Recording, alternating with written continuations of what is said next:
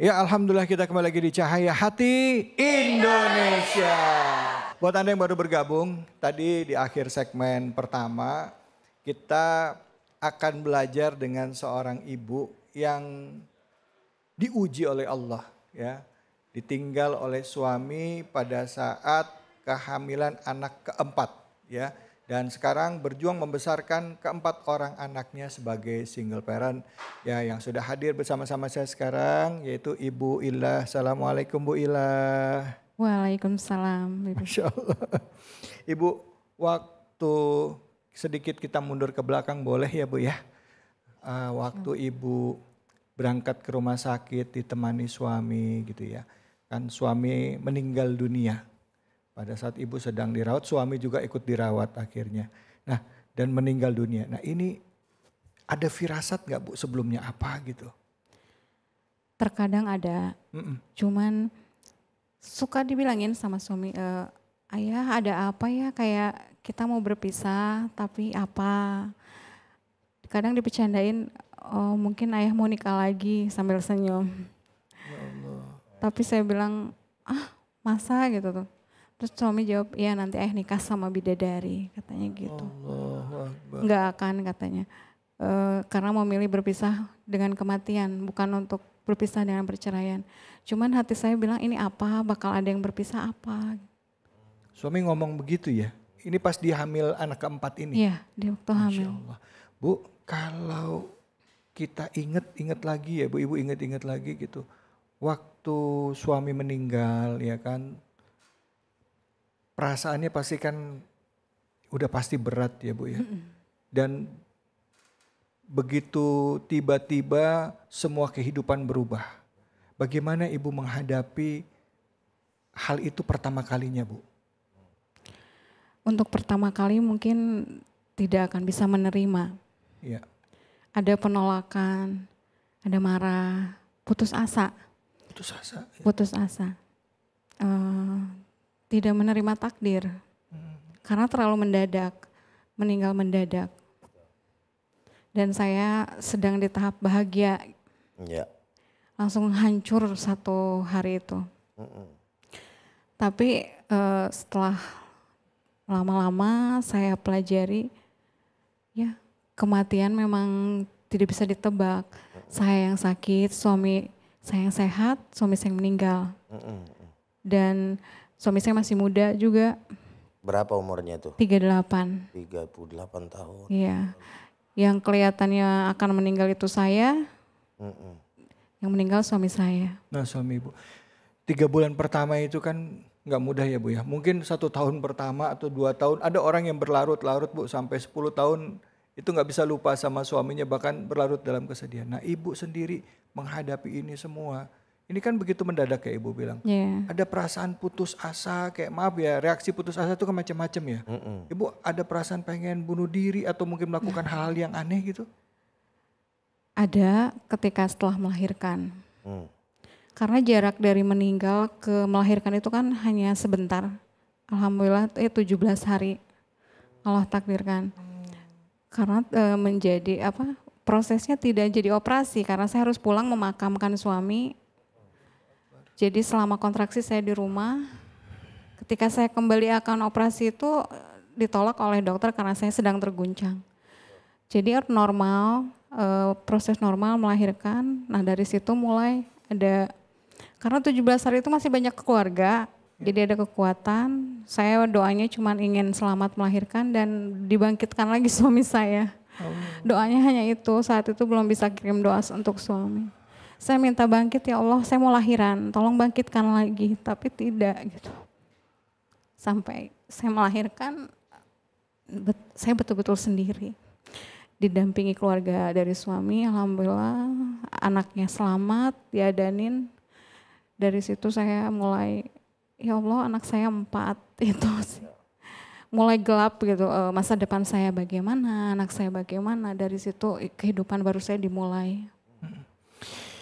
Kehidupan sebelum suami meninggal secara keuangan pasti ya alhamdulillah nggak ada masalah ya, bukan ada tulang punggung keluarga. Begitu suami nggak ada, itu kan nggak ada yang cari nafkah, Iya. ya kan suami sebagai tulang punggung keluarga ya Bu.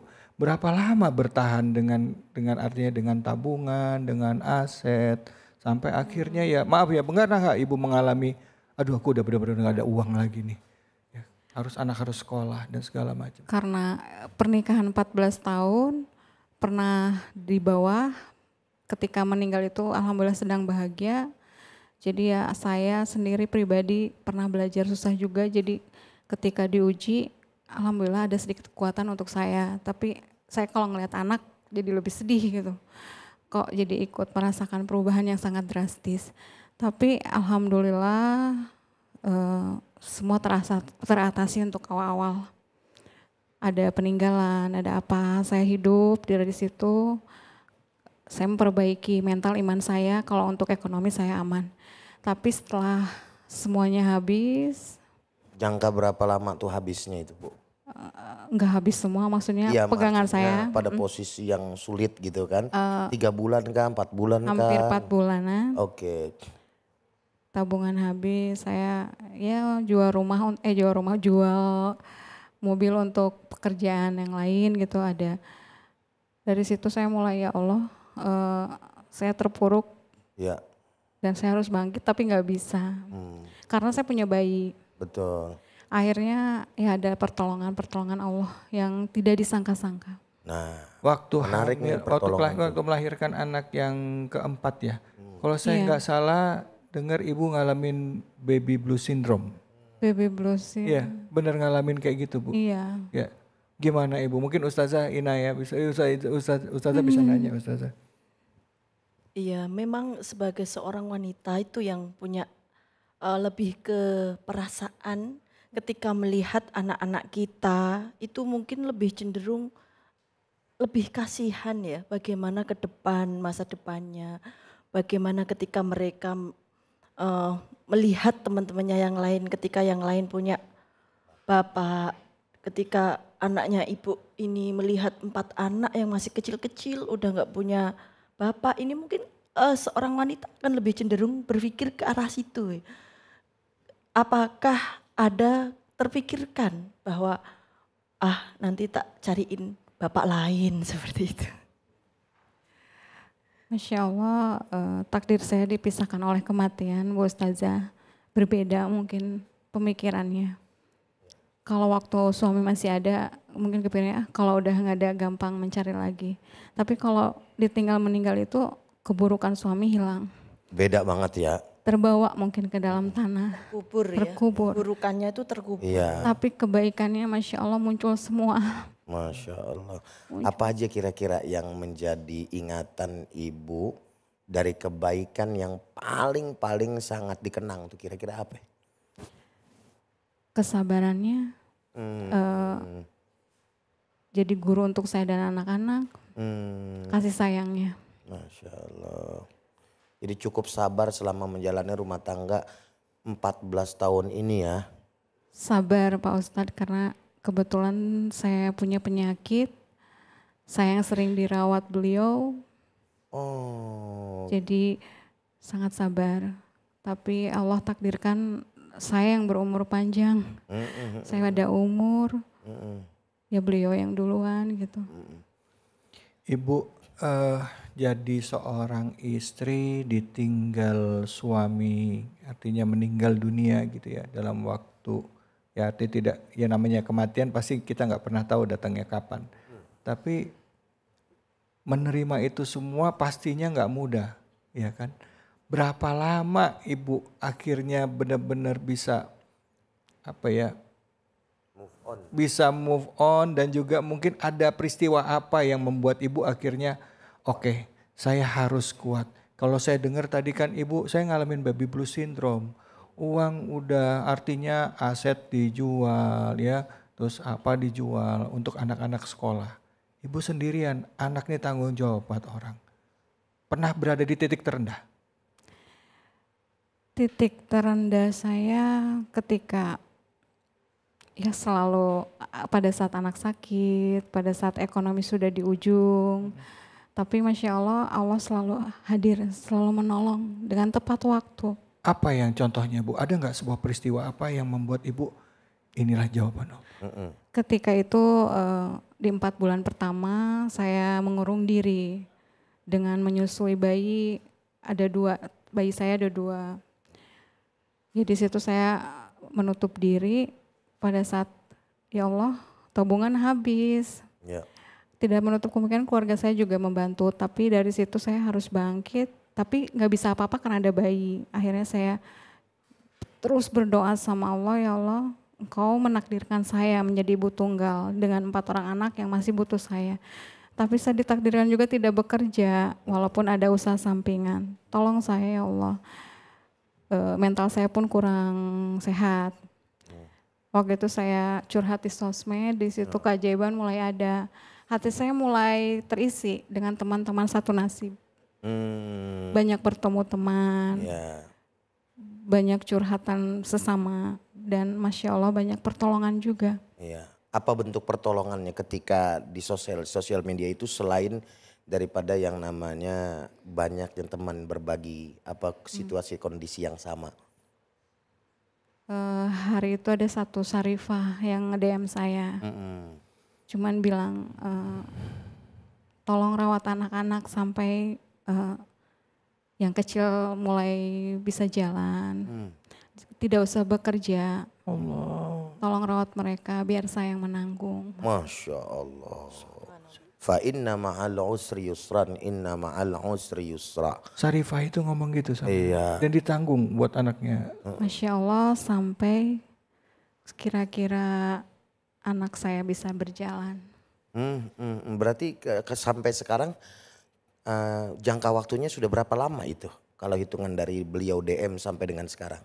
Untuk dari meninggal mungkin 4 bulan meninggal sampai 1 tahun almarhum meninggal, berarti 8 bulan beliau. Sekarang sudah 1 tahun saya berdiri sendiri. 1 tahun. Maksud Ustadz bantuan dari si Syarifah tadi dari Allah Ta'ala yang disebabkan oleh Syarifah tadi, berapa lama beliau membantu itu maksudnya? Hitungannya. 1 tahun kurang Pak Ustadz. Subhanallah. Dan itu nggak gampang itu. Allahu Akbar, jawaban dari doa Allah ya, Subhanahu Bu, ya. wa Ta'ala. Pada saat kita udah mentok Bu, selama ditinggal suami ya, pasti yang namanya istri mungkin ya pastinya kan kangen sama suaminya, rindu sama suami. Pernah nggak ada hal-hal momen-momen tertentu yang membuat ibu itu rindu sama suami? Banyak. Apa Mbak? Hal kecil sampai hal besar. Contohnya hal kecil, waktu awal meninggal saya sampai nyuci bajunya. Hanya untuk melihat bajunya menggantung depan rumah saya. Jadi Masih ada harapan begitu ya. hal kecil itu rindu. Kadang beliau taruh anduk basah di kasur. Sekarang udah nggak ada, saya rindu. Masya Allah. Banyak. Hal besar sangat banyak, hal kecil di rumah banyak. Bahkan bisa hal-hal dijelaskan. yang kecil itu jadi besar sekarang ya dampaknya ya. Tadi masalah anduk kan sepele tuh ya. Ya kan kebiasaan-kebiasaan suami tuh Bu. Yang ibarat kata apa ya, males tibang jemur doang. Tapi taruh di atas tempat tidur. Sekarang malah jadi bahan kerinduan ya Bu ya. Saya beberapa minggu saya cuci bajunya, padahal bersih. Saya gantung, saya setrika. Padahal nggak ada yang pakai. Saya taruh lagi, saya cuci lagi, langsung saya istighfar. Ya Allah, karena memang waktu diberikan ke orang lain saya sisakan. Dari situ ya sakit rasanya. Cuman waktu itu pulang dari pemakaman ada satu baju yang menggantung bekas beliau Jumatan. Satu setel dengan sarung.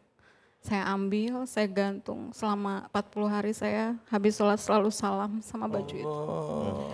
Karena parfum dan keringatnya masih ada. Tapi setelah itu diambil oleh bapak mertua, katanya tidak boleh.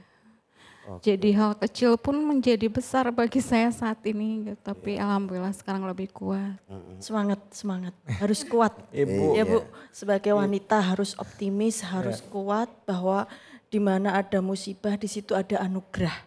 Nah, Jadi mungkin ada musibah, suaminya ibu meninggal, tapi ingat ada anugerah yang besar yaitu anak-anak kita, ya kan?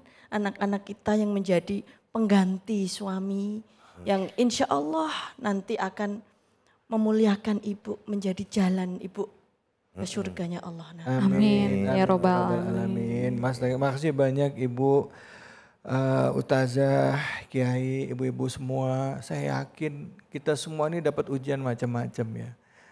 Mungkin di antara ibu di sini ada yang sudah ditinggal suaminya, ada yang suaminya sudah meninggal, ada. Kadangkala pada saat sudah mengalami kita baru merasakan gitu ya. Begitu juga dengan suami ya, mungkin bapak-bapak yang menyaksikan, yang mungkin kalau ketemu di rumah sama istrinya maaf gitu ya. Kalau ketemu suka kesel, tapi begitu udah nggak ada, kerasa banget sedihnya. Sendiri yang keinget semua kebaikannya. Dan ibu apalagi seorang ibu yang masih muda punya anak 4 dengan tanggung jawab untuk membesarkan anak-anak. Ini tidak mudah, tapi belajar dari Ibu Ilas tadi, bahwa ternyata ada malaikat-malaikat yang Allah kirimkan. Naam, artinya hal itu merupakan sebuah kepastian dari Allah, Bang David. Kalau Allah sedang membuktikan sehebat apapun ujian yang aku berikan kepada engkau, kalau engkau masih berpegang teguh kepadaku, maka janjiku itu akan terbukti. Inilah yang disampaikan oleh Allah, fa inna ma'al usri yusra, inna ma'al usri yusra. 2 kali Allah bilang, kesusahan akan diiringi dengan kemudahan. Kesusahan akan diiringi dengan kemudahan. Asal jangan putus asa aja. Dan subhanallah apa yang dilakukan oleh narasumber kita, ibu kita, beliau terus mengembalikannya kepada Allah Subhanahu wa taala sehingga terang benderang janji Allah Subhanahu wa taala terbukti. Kenal kagak apa kagak Bang David? Betul. Dari mana juntrungannya sih Syarifah tadi? Iya kan, deket kagak apa kagak? Iya, Nge-DM beliau, rawat anak-anak yang anteng-anteng aja, kalau orang Betawi bilang, nggak usah banyak pikiran, lempengan duit ntar gue yang bantuin, begitu bahasanya. Lah sekarang coba, lah kalau kerja kan bingung beliau itu. Iya, betul. Inilah posisinya dari Allah Subhanahu wa taala. Allah itu maha baik dan Allah nggak bakalan pernah ingkar daripada janjinya. Betul, dan sebagai sesama wanita mungkin kita butuh untuk saling support ya. Betul. Karena ketika kita sedang mengalami kesedihan dan itu sendirian dalam arti tidak ada teman, itu konsekuensi dan potensi yang akan timbul itu lebih besar keburukannya. Jadi ada pikiran-pikiran negatif yang mungkin muncul. Betul. Ada niat-niat yang kurang baik yang mungkin mempengaruhi kita. Jadi sesama wanita kita memang harus saling support, saling membantu. Dan ditunjukkan oleh Syarifah tadi yang subhanallah tanpa mengurangi keesaan Allah dan kuasanya Allah. Betul. Ternyata ada benang merah sesama wanita yang saling support meskipun itu tidak kenal sebelumnya. Boro-boro kenal. Tidak, sekarang jadi saudara. Sekarang tidak kenal jadi saudara. Ini berkah yang luar biasa dan anugerah yang luar biasa dari sebuah musibah yang Betul. Baik, terima kasih banyak Ustazah, terima kasih banyak Ustadz. Terima kasih banyak Ibu Ilas, cerita Ibu Ilas begitu menginspirasi kita semua bahwa mungkin ibu atau bapak atau teman-temanku sedang menghadapi ujian, tapi yakinlah kalau kita kembali lagi kepada Allah, Allah pasti akan memberikan jalan keluar dari permasalahan kita. Jadi jangan kemana-mana, setelah ini kita akan kaji lebih dalam lagi, kita akan membahas tentang surah Al-Baqarah ayat 286. Jadi jangan kemana-mana, tetap di Cahaya Hati Indonesia.